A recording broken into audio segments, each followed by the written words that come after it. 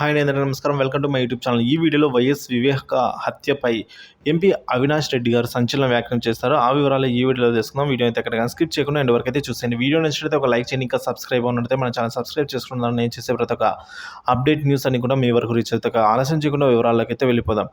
ఎన్నికల వేళ ఏపీ రాష్ట్ర రాజకీయాల్లో మాజీ మంత్రి వైఎస్ వివేక హత్య కేసు సంచలనంగా మారిందండి. ఇప్పుడు కడప వైసీపీ ఎంపీ వైఎస్ అవినాష్ రెడ్డి వివేక హత్యకు కారణమని, అలాగే సీఎం జగన్ నిందితులను కాపాడటమే కాకుండా వారికి టికెట్లు ఇస్తున్నారని జగన్ సోదరి అయిన ఏపీ కాంగ్రెస్ చీఫ్ షర్మిల గారైతే ఈ విధంగా విమర్శనల వర్షం కురిపిస్తున్నారు. ఈ క్రమంలో వైఎస్ వివేక హత్యపై అవినాష్ రెడ్డి కీలక వ్యాఖ్యలు అయితే చేశారు. శుక్రవారం పులివెందులలో వైసీపీ నేతల ఆత్మీయ సమావేశం నిర్వహించారండి.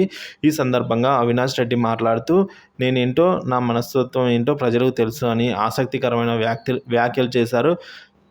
ఇక వైఎస్ వివేకాను హత్య కేసులో 3 ఏళ్లుగా ప్రతిపక్షాలు తనను ఇబ్బంది పెట్టాలని చూస్తున్నాయని అయితే అన్నారు.